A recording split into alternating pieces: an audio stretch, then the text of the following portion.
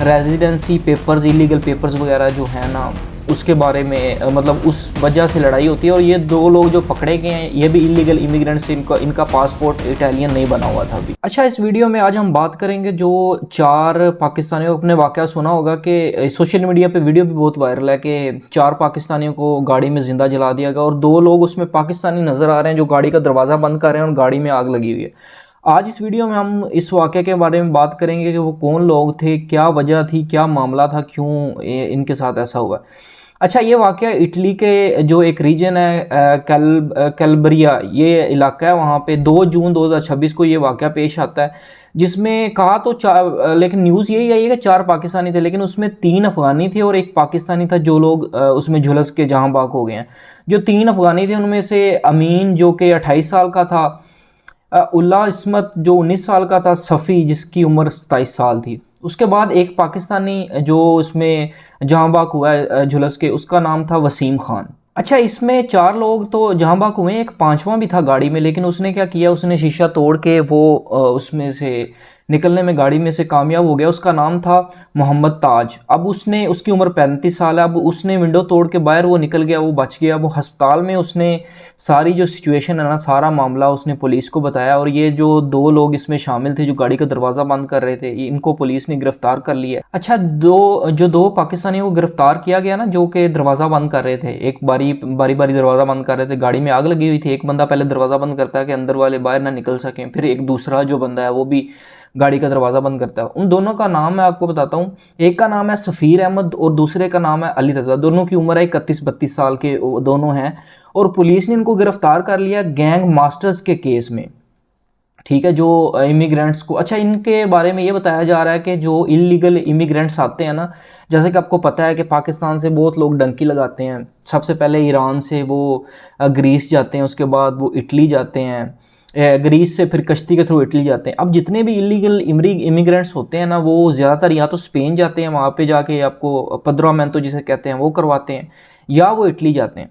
अब ये जो कैलबरिया इलाका है ना इसका, इटली का, इसमें सबसे ज़्यादा इलीगल पाकिस्तानीज़ हैं ना, वो काम करते हैं। और ये इलाका भी इस तरह के, यहाँ पे खेती बाड़ी बहुत ज़्यादा होती है और इटालियन लोग ना इनको काम देते हैं। और उनके जो सरबराह बने हुए हैं ना, मतलब ये गैंग मास्टर, इसमें वहाँ पे पाकिस्तानी इतने ज़्यादा हो गए हैं, इलीगल पाकिस्तानी अफगानी, कि पाकिस्तानी लोग ना वहाँ पे कई लोग लीडर बने हुए हैं, मतलब वो इलीगल इमिग्रेंट्स को काम देते हैं। अच्छा, इसमें जो बंदा बच गया था ना, अस्पताल में था, उसने कहा कि ये पाकिस्तानी माफिया का काम है जो इटली में बैठ के ये कर रहे हैं, इलीगल इमिग्रेंट्स को काम देते हैं। वो कह रहे हैं कि हमें मई से इन्होंने वादा किया हुआ था, मार्च मई से इन्होंने हमसे वादा किया हुआ था कि हम आपको 40 यूरो पर डे हमको आपको तनख्वाह भी देंगे। लेकिन वो कह रहा था कि इन्होंने हमें, ठीक है, रहने के लिए जगह दी हुई थी, खाना दे रहे थे, लेकिन हम पैसे मांगते थे तो ये धमकियां देते थे।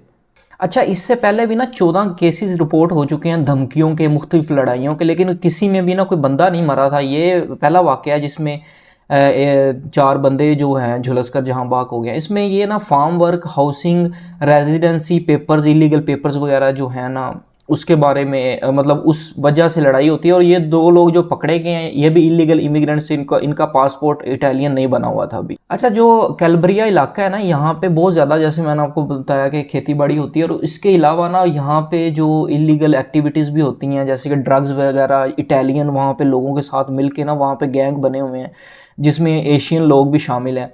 यहाँ पे पाकिस्तानी नेटवर्क बहुत बड़ा है, जो कि यहाँ पे न्यूज़ में तो यही ज़ाहिर सी बातें कहे जा रहे हैं, सिर्फ पाकिस्तान नहीं बल्कि एशिया के कई लोग मिल के वहाँ के पे जो माफिया है ना, ड्रग माफिया, सारा वो कंट्रोल करते हैं, जिनमें कुछ जो इनके सरबराह है वो इटालियन है। अच्छा, जो इटली की प्राइम मिनिस्टर है ना, गोर्जिया मेलोनी, उन्होंने इसका नोटिस लिया। उन्होंने कहा कि ये हैरिफिक मर्डर था, इसका तहकीक की जाए और लोगों को सज़ा दी जाए।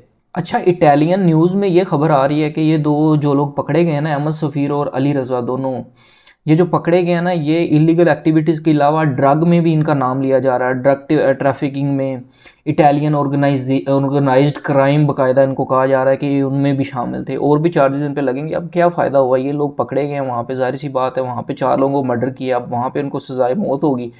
क्या फ़ायदा आया इन्हों, ये अपनी तरफ से तो वहाँ पे कमाने गए होंगे घर वालों के लिए, लेकिन वहाँ पे भी ये अपनी हरकतों से बाज नहीं आए और 4 लोगों को इन्होंने मार दिया, जिनमें 3 अफ़गानी थे और 1 पाकिस्तानी था। तो ये चीज़ें जो होती हैं ना, इससे आपकी कम्युनिटी बहुत ज़्यादा बदनाम होती है। अब इटली में जो लोग रहते हैं वो देखेंगे कि यार अच्छा इसमें से अफ़गानी या पाकिस्तानी जो हैं ये हरकतें कर रहे हैं, अपने ही लोगों को मार रहे हैं सिर्फ पेपर्स के लिए, काम के लिए, 40-40 यूरो के मतलब दिहाड़ियों के लिए अपने लोगों को मार रहे हैं। तो इससे कम्युनिटी जो है ना बहुत ज़्यादा बदनाम होती है। और वैसे भी पहले भी इतना ज़्यादा जो इमिग्रेंट्स का मसला है वो चल रहा है। बाकी अल्लाह पाक इनको हदायत दे। ये थी आज की खबर। मिलते हैं अगली वीडियो में। अल्लाह हाफिज़।